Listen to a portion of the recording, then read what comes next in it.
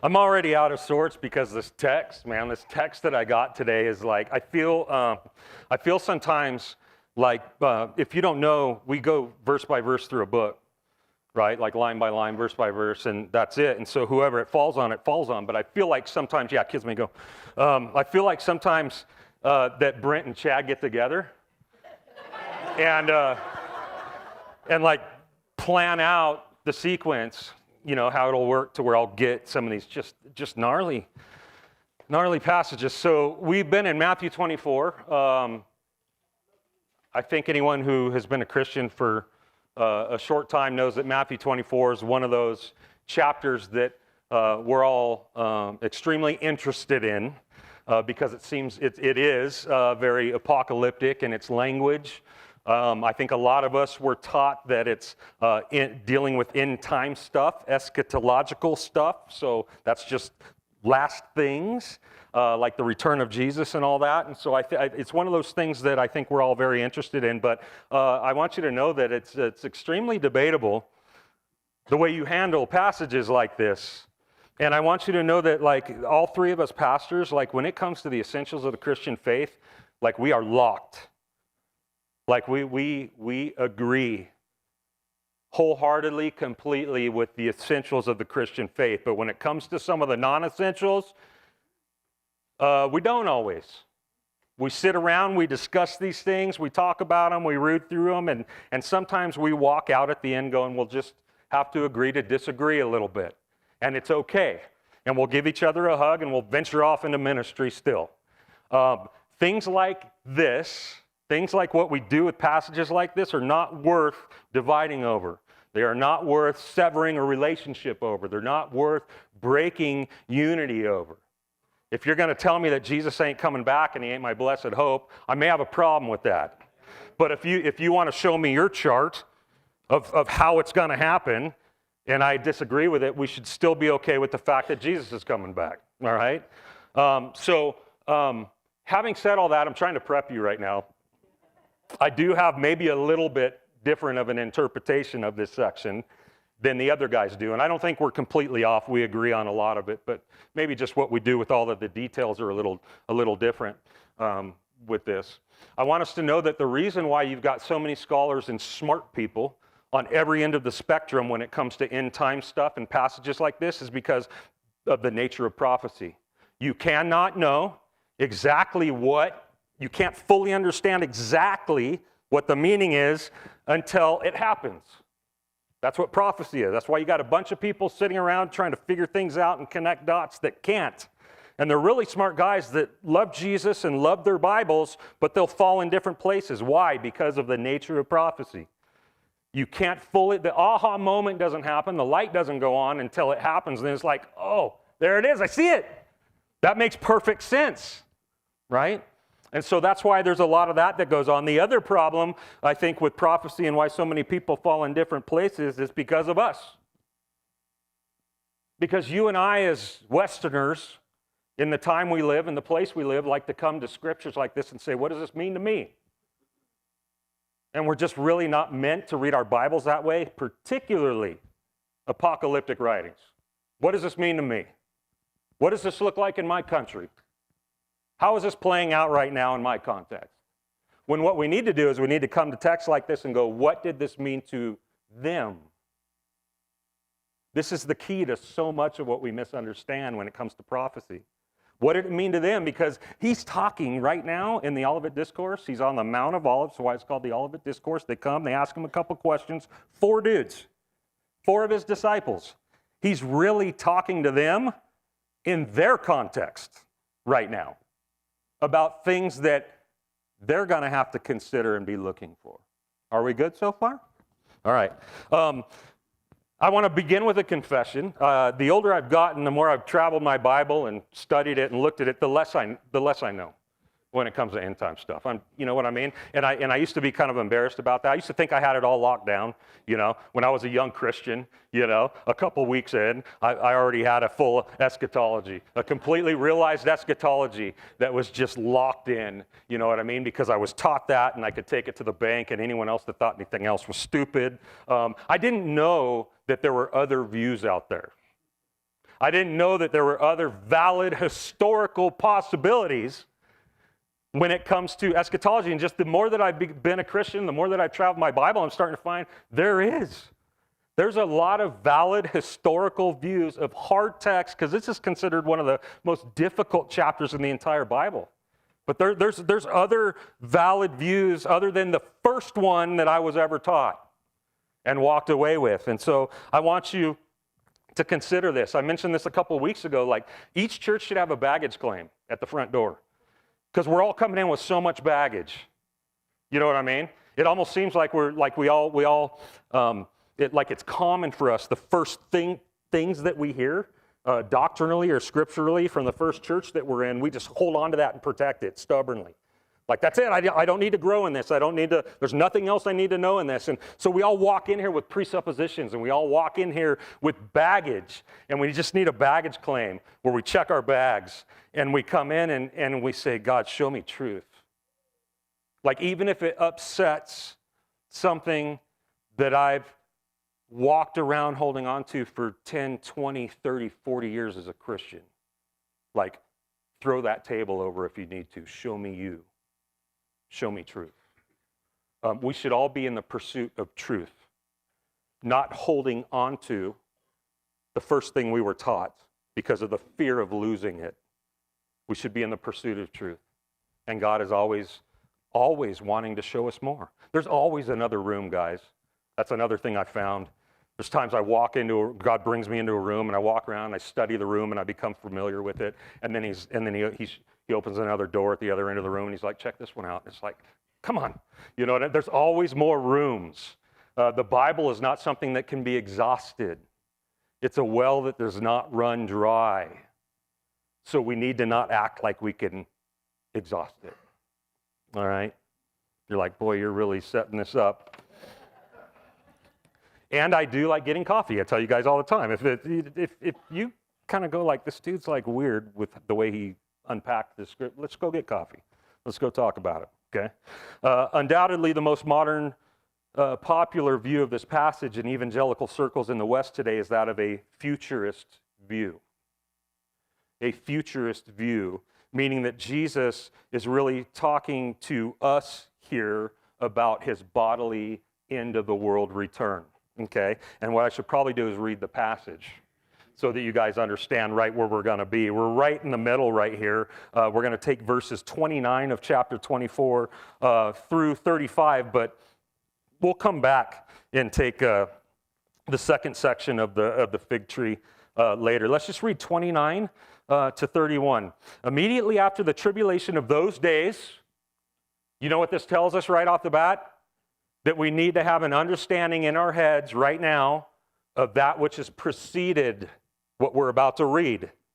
He's talking specifically about a tribulation of those days, those ones that he's been speaking of to his disciples, right? Which have to do with the abomination of desolation. And already you're going to go, well, wait a minute. You know what I mean? That's future. Okay, we'll get there. All right? But he's still talking about the same thing. He's still unpacking and unraveling the same subject, okay? Immediately after the tribulation of those days, the sun will be darkened, the moon will not give its light, the stars will fall from heaven, and the powers of the heavens will be shaken. Then will appear in heaven the sign of the Son of Man, and then all the tribes of the earth will mourn. And they will see the Son of Man coming on the clouds of heaven with power and great glory. And he will send out his angels with a loud trumpet call, and they will gather his elect from the four winds, from one end of heaven to another. This is typically seen in evangelical circles as a futurist statement. Anybody? Like, this is something yet to happen. This is the return of Christ. Because we have things like the coming of the Son of Man, right? But I want you to consider for a second, if we go back to the very beginning of the Olivet Discourse, what it is that these guys are asking about. Jesus has just gone through chapter 21, 22, 23, talking about a coming judgment on Jerusalem and the temple. And then one of the questions they ask, of course, is tell us when these things will be, okay, the destruction and the coming of the sign of your coming and the end of the age. So it's all wrapped up in the destruction of Jerusalem and the temple. It's really weird that we come to something like this and go, they're asking him about his second coming. Have you ever thought about how weird it is to look at it that way? He hasn't even left the first time.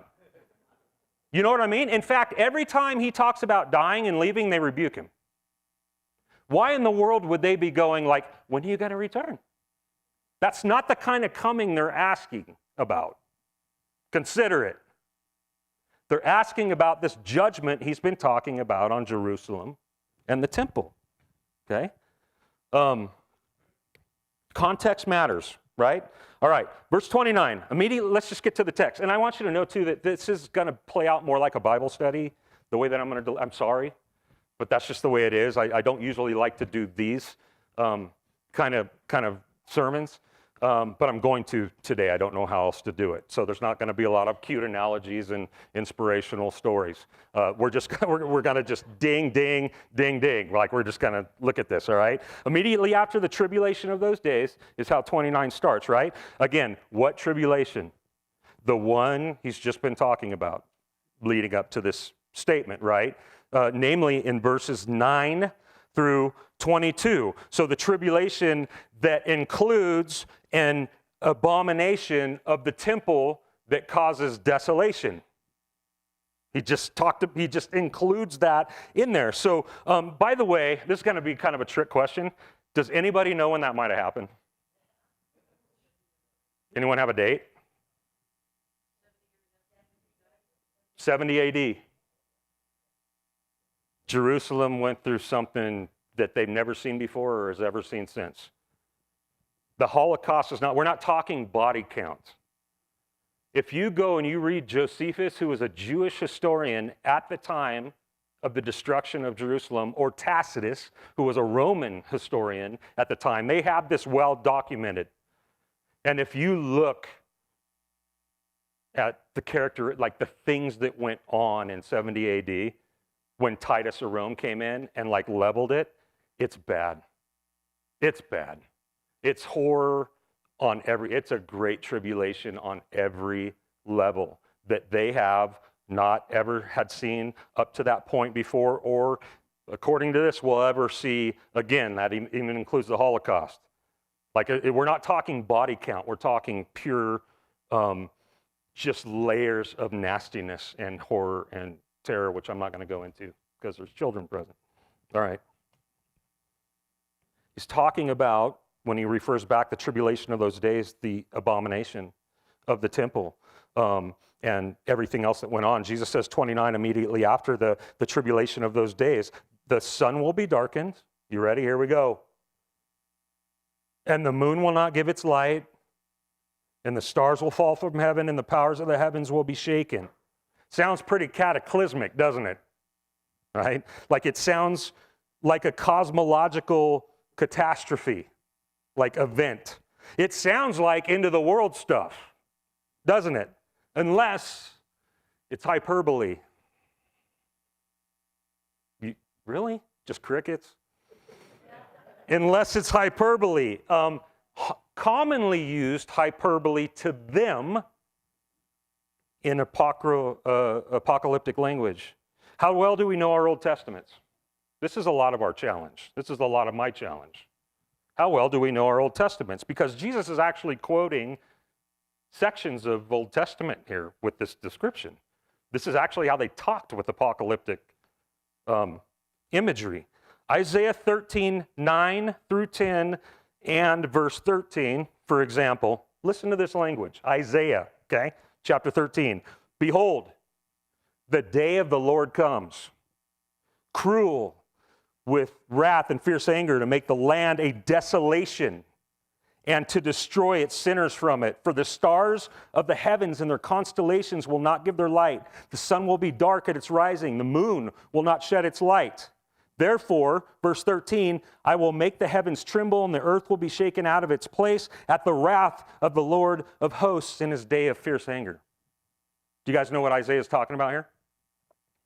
He's talking about when God would raise up a guy named Cyrus to take an army to Babylon and destroy it about 540 years before Jesus ever even comes onto the earth. Like, this is common to see. This is common language to see in the. He's speaking of a coming judgment of Babylon through Cyrus pre-Jesus, right? So it had nothing to do, the imagery here, the language here, with Jesus' final return or the end of the world. How could it? He hadn't even arrived the first time. And yet in Isaiah's text here that I just read, we have things like this. The day of the Lord comes. The day of the Lord comes. Desolation of the land. Stars and constellations going dark. The sun going dark. The moon going dark. The heavens trembling. The earth being shaken out of its place. None of it being a description of the end of the world or the bodily return of Christ. All of it being a description of the judgment of God through Cyrus on Babylon. It's interesting. This hyperbolic language that was commonly used to describe real big historical literal events is all over the place in apocalyptic literature. All over the place. And you have other places you can find this, guys. Ezekiel 32, Joel 2, Amos 8. None of them, same language, and none of them talking about a bodily return of Christ in the end of the world. Okay? What's my point? My point is this. You and I may have been taught to, or may choose to, read a verse like this in Matthew 24, 29, where we're at, and say this is a universal, earth-ending, cosmological event marking the end of the world. But they, the disciples, who knew their scriptures, may have looked at this and said, Jesus right now is describing a devastating destruction that is soon to come upon our nation, our city, our people, our temple. We good? This might be a different, perspective than some of you have gotten before. Just consider it. Just consider it. All right, verse 30, because it's going to get crazier here, right? Water. Verse 30. Then will appear in heaven the sign of the Son of Man, and then all the tribes of the earth will mourn, and they will see the Son of Man coming on the clouds of heaven with power and great glory. Well, what the heck is this? That sure seems like the bodily return of Jesus, right? That kind of language. And yeah, to many of us, yeah, sure it does. But what might it have meant to the disciples at that time, right? The context of which Jesus is talking about.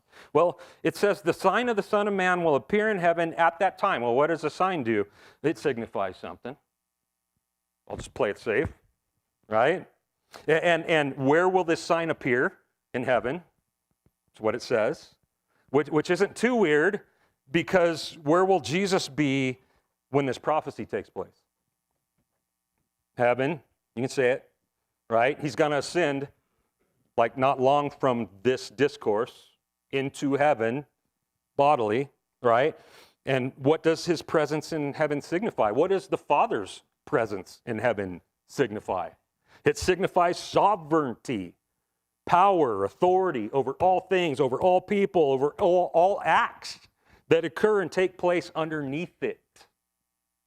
That's where the throne is, of the one who owns, rules, reigns over all things. It's on the clouds, right? It's in heaven.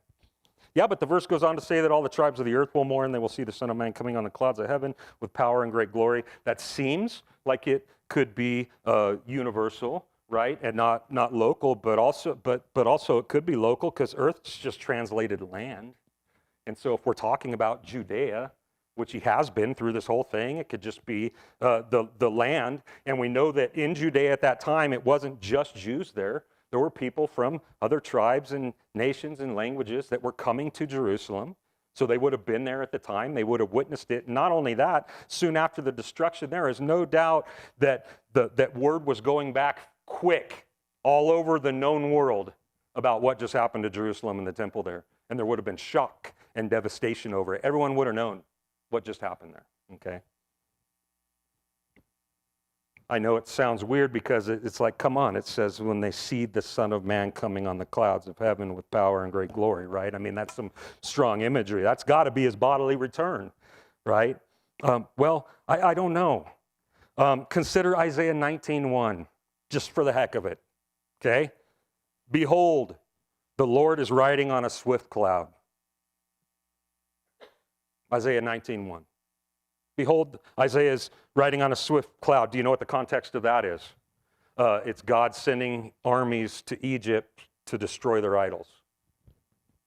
But God's doing it on a swift cloud, is how Isaiah chooses to unpack that, the imagery of it, right? Does this mean that when that occurred, that people could go outside and look up and see God like cloud surfing on his way to Egypt? No, I doubt it. It just means that God's doing it, and that's where he's doing it from. Like he's going to do this thing in Egypt from where he is, from the clouds, from the heavens, right? God operates, reigns, rules, activates his purposes and his judgment from there. From there. Consider the language. If you're a prophecy student at all, you're going to be very familiar with Daniel chapter 7. Consider the language in Daniel chapter 7, verses 13 and 14, which says this. Behold, with the clouds of heaven, there came one like the Son of Man. Who's that? Come on. You guys got to wake up a little bit here. Jesus. Behold, with the clouds of heaven, there came one like the Son of Man, and he came to the Ancient of Days. Who's that? Jehovah? And was presented before him. And to him, the Son of Man was given dominion and glory and a kingdom that all people, nations, languages should serve him. His dominion is an everlasting dominion which shall not pass away, and his kingdom one that shall not be destroyed.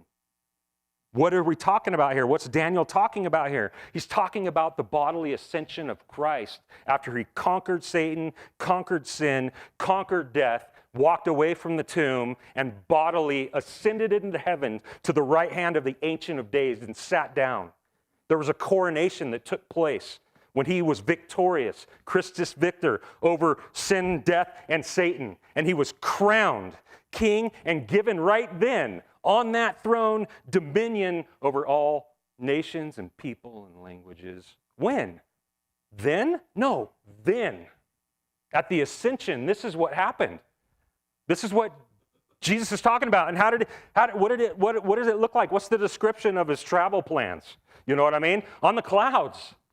On the clouds. Did you see it? No, but we have all seen the effects of his reigning, ruling power. He's king right now, people. This is one of the hardest things for people to grasp and grab onto, right? Because we can still look around ourselves. I woke up today with a bad hip. I'm limping around for no reason. Like I slept good and I had a sleep injury and I'm limping around. I can't even walk. And it's like, really? Like what kind of a place is this? You know what I mean? Jesus is ruling and reigning right now. The last enemy to be put under his feet is death. 1 Corinthians chapter 15, right? And at that point, he's going to say, oh, death, where's your sting? Oh, death, where's your victory? Like everything's going to be set straight, right? But right now, he's putting his enemy under his feet. Why? Because he's sitting on a throne next to the Ancient of Days over all things. So he's active. You and I don't always know what it is or what's going on, but what these passages are telling us is that he's active from where he is. You know what I'm saying? So I can see when I see God working and the works of God in this world right now, I can see God on the clouds in a sense, coming on the clouds, visiting here, doing this, performing that, working this out. This is how they talked. You and I don't really talk this way, but we do use hyperbole all the time, right? Like if you take me out and show me your new car and you're like, it cost me an arm and a leg, right? I wouldn't look to see if you're an amputee. Like it would tell me like you're saying like this took a lot from me, right? Like this took a lot from my pocketbooks. Hyperbole, right? It's a way to communicate in a very strong way. Exaggerated, strong, something that is literal, something that is real. And that's what's possibly going on here. All right, we need to keep moving, right? The verse concludes with the phrase, the end of the age, right? We saw that. This was one of the questions by the disciples when they came to him, right? What will be the sign of your coming and the end of the age? And you and I think we probably, hear end of the age and automatically think end of the world, end of the time-space continuum, history. But their thinking more than likely would have been like an epoch or a season or a dispensation of something that was known and normal to come to an end, right? For them, it would be the temple system and sacrifices that God instituted so long ago coming to an end. That would be an end of an age for them. And the destruction of Jerusalem and the diaspora, the dispersion of the Jews, that would be the end of the Jewish age as they had known. Not the end of the world, end of an age, right? The good news is that at the end of an old age is usually followed or succeeded by a new one, right? And maybe this is where you and I come in. This is where you and I come in.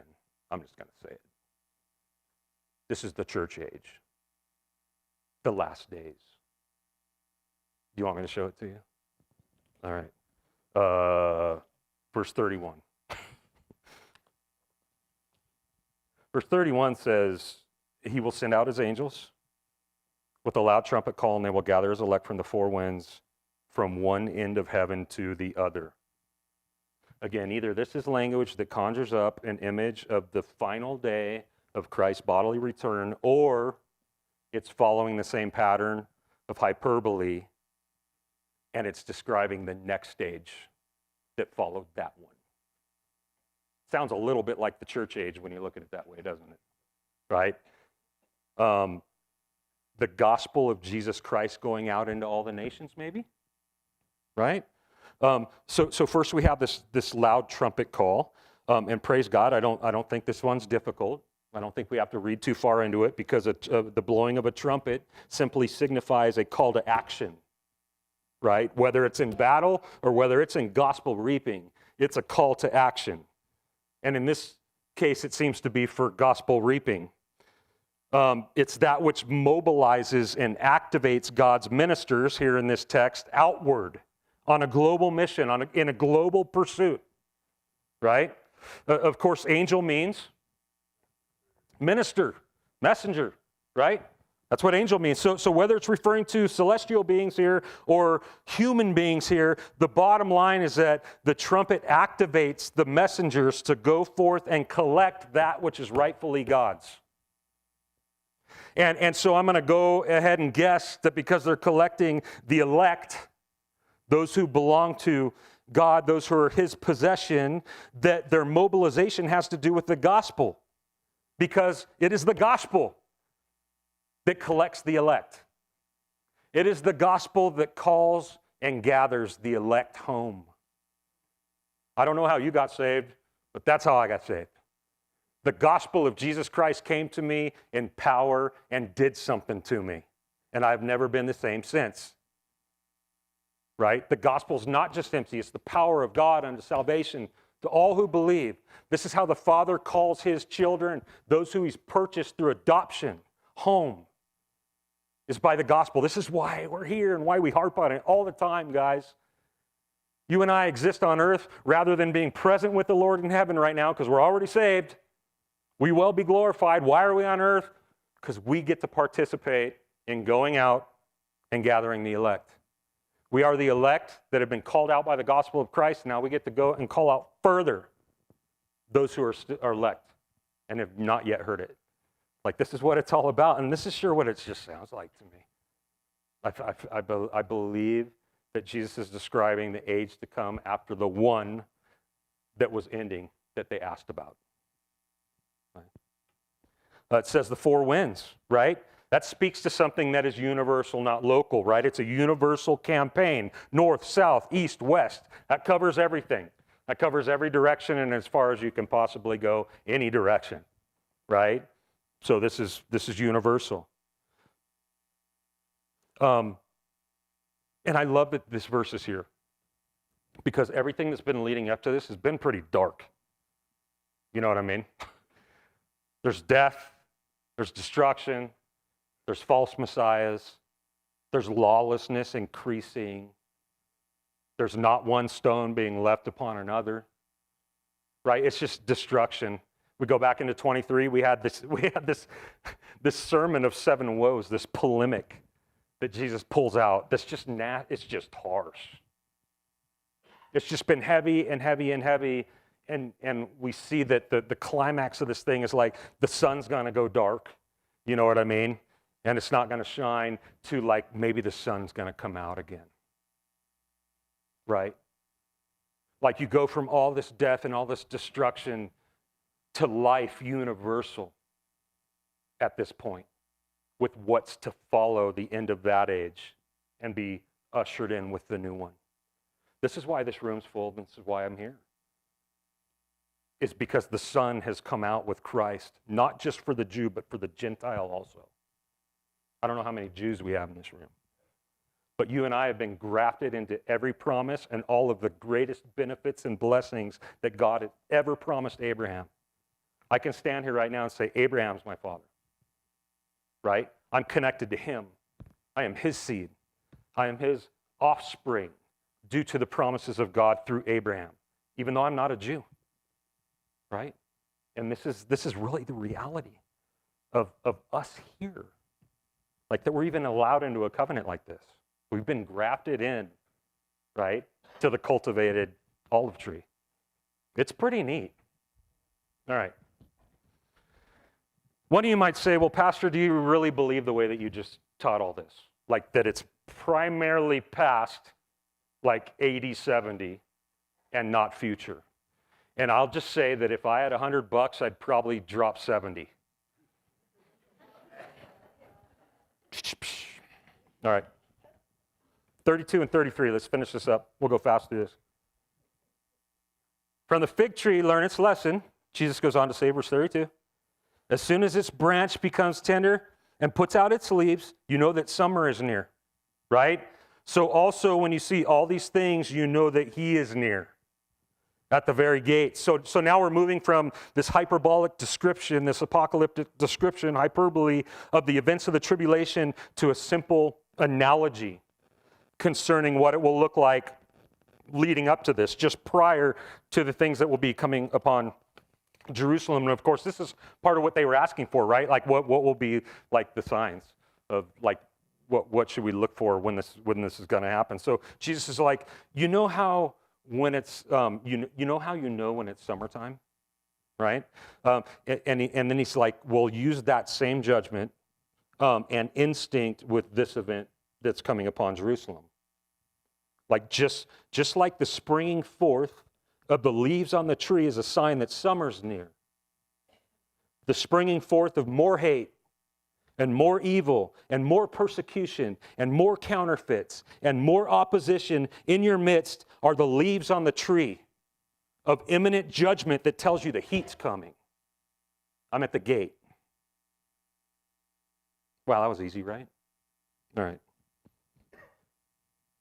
Now, if any of this hyperbolic interpretation has made any kind of biblical sense to you at all today, maybe even to where you might be able to go like, yeah, I can totally see how this could be referring to 70 AD and the destruction of Jerusalem, then you can now scratch this next verse off of your list of ever giving you a problem again.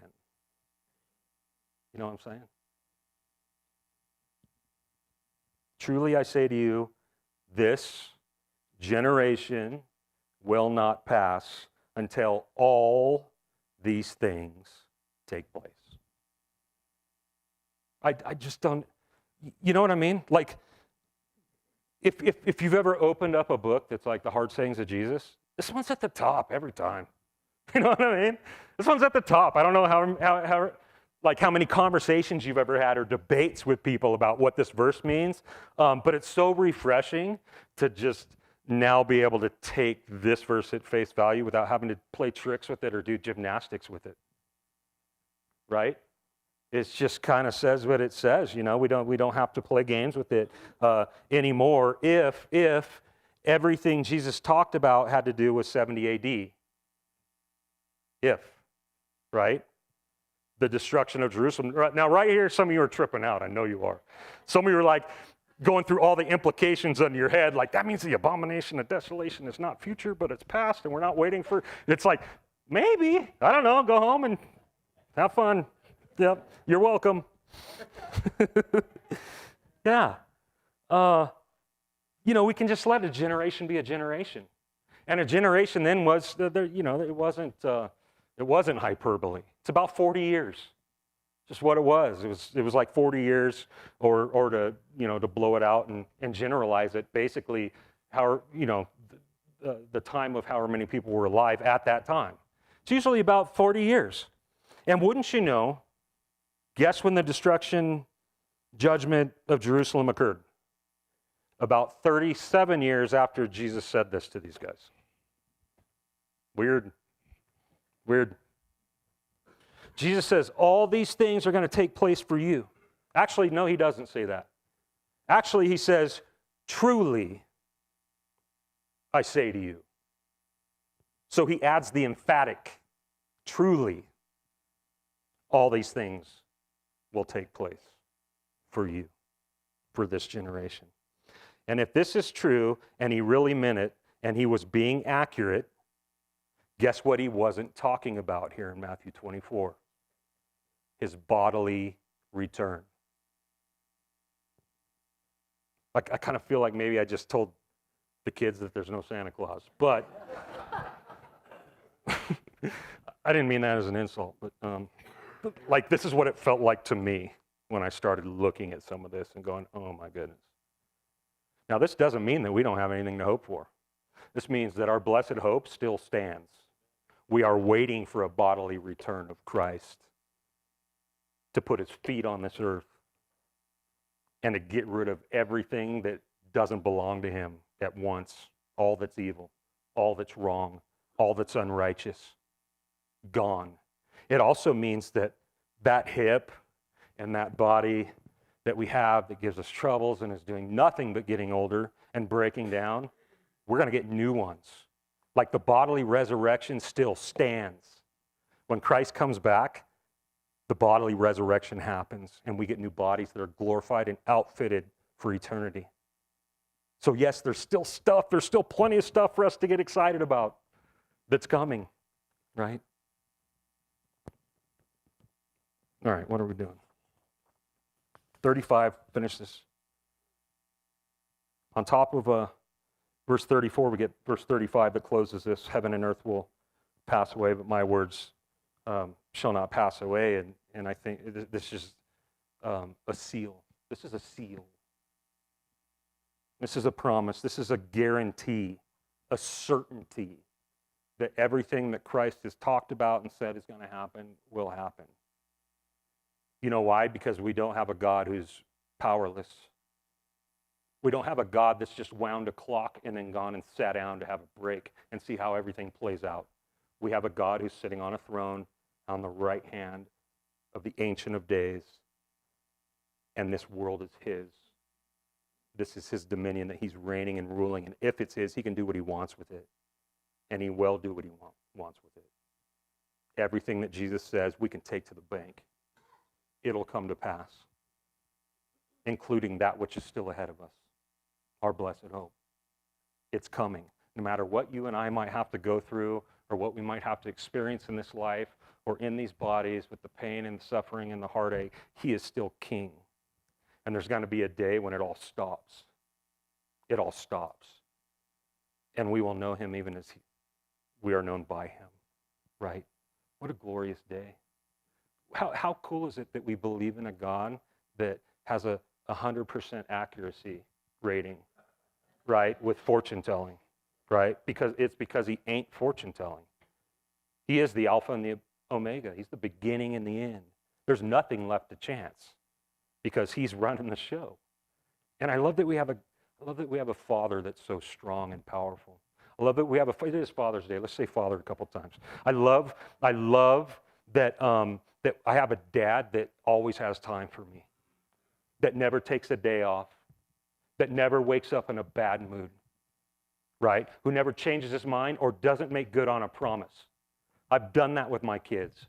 As much as I've tried to be a loving dad and a good dad to my kids, I have failed in so many ways that I wish I wouldn't have. But he never does.